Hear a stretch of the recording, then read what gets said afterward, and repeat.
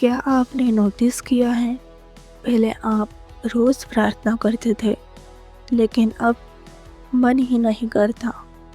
जब मुश्किलें पड़ती हैं, जब दिल टूटता है, जब बार बार वही गलतियाँ होती हैं, तो इंसान धीरे धीरे परमेश्वर से दूर हो जाता है और एक दिन उसे लगता है मेरा प्रार्थना जीवन खत्म हो गया है। लेकिन आज का यह संदेश आपको बताएगा आपका प्रार्थना जीवन खत्म नहीं हुआ है, बस थक गया है और आज वह फिर से जीवित हो सकता है। जब जीवन में परेशानियां आती हैं या हमारी प्रार्थनाओं का जवाब देर से मिलता है या हमसे कोई पाप हो जाता है, तो सबसे पहला असर हमारे प्रार्थना जीवन पर होता है। हम सोचने लगते हैं मैं योग्य नहीं हूँ, परमेश्वर मुझसे नाराज़ है, अब वो मेरी नहीं सुनेंगे, और धीरे धीरे हम प्रार्थना करना छोड़ देते हैं और गिल्ट में जीने लगते हैं। लेकिन एक सच्चाई सुन लो, ये विचार आपके नहीं है, यह आपको परमेश्वर से दूर करने के लिए है। पहला पत्रस 2 अध्याय के 9वें वचन में लिखा है, पर तुम एक चुना हुआ वंश और राजपदधारी, याजकों का समाज और पवित्र लोग और परमेश्वर की नीच प्रजा हो, इसलिए कि जिसने तुम्हें अंधकार में से अपनी अद्भुत ज्योति में बुलाया है, उसके गुण प्रकट करो।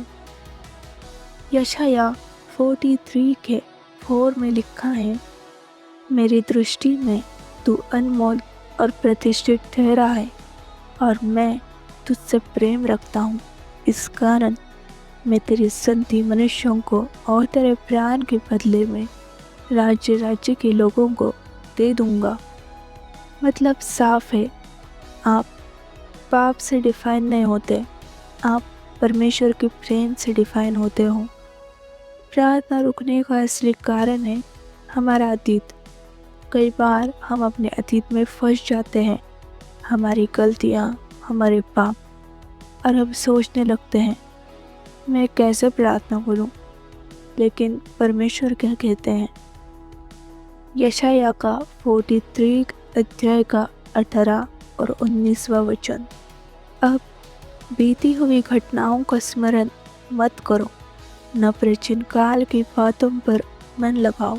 देखो, मैं एक नई बात करता हूँ, वह अभी प्रकट होगी, क्या तुम उससे अनजान रहोगे?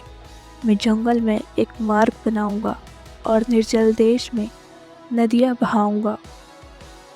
फिलिपियों की किताब में 3 अध्याय का 13 और 14 वचन में लिखा है, हे भाइयों, मेरी भावना ये नहीं है कि मैं पकड़ चुका हूँ, परंतु केवल ये एक काम करता हूँ कि जो बातें पीछे रह गई हैं उन्हें भूलकर आगे की बातों की ओर बढ़ता हुआ निशाने की ओर दौड़ा चला जाता हूँ, ताकि वह इनाम पाऊँ जिसके लिए परमेश्वर ने मुझे मसीह यीशु में ऊपर बुलाया है।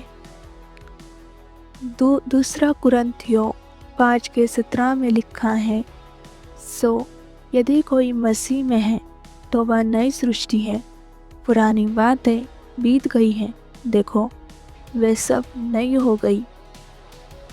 परमेश्वर आपको आपके अतीत से नहीं जोड़ते, वो आपको आपके भविष्य से जोड़ते हैं। अब मेन सवाल ये है कि प्रार्थना क्यों ज़रूरी है। याकूब 5 अध्याय के 16 वचन में लिखा है, इसलिए तुम आपस में एक दूसरे के सामने अपने अपने पापों को मान लो और एक दूसरे के लिए प्रार्थना करो, जिससे चंगे हो जाओ।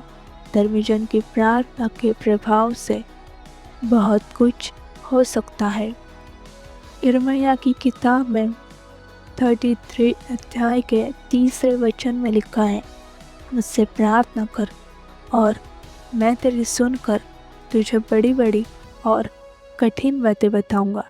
जिन्हें तू अभी नहीं समझता।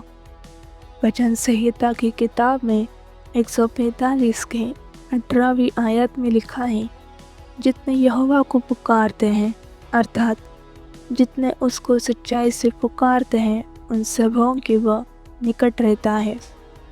प्रार्थना सिर्फ मांगना नहीं है, प्रार्थना एक रिलेशनशिप है।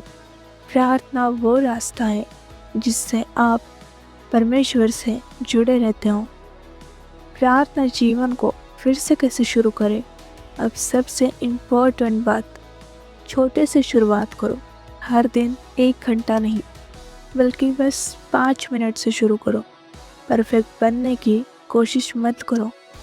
परमेश्वर को आपकी परफेक्ट प्रेयर नहीं चाहिए, उन्हें आपका सच्चा दिल चाहिए। गिल्ट को छोड़ो। गिल्ट आपको परमेश्वर से दूर करता है, लेकिन अनुग्रह आपको पास लाता है। वचन के साथ प्रार्थना करो। जब शब्द नहीं मिलते, तब बाइबल के वचन पढ़कर प्रार्थना करो।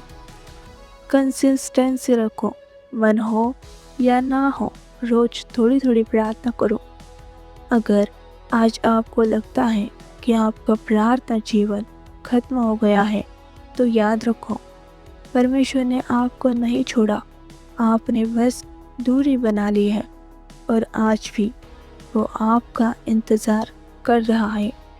आज ही वापस आओ, एक छोटी सी प्रार्थना से शुरुआत करो और देखो कैसे आपका जीवन बदलता है। अगर ये संदेश आपके दिल को छू गया हो, तो इस वीडियो को लाइक करिए और किसी ऐसे व्यक्ति के साथ शेयर करें जिसे इसकी ज़रूरत है। और ऐसे ही आत्मिक संदेशों के लिए चैनल को सब्सक्राइब करना ना भूलें।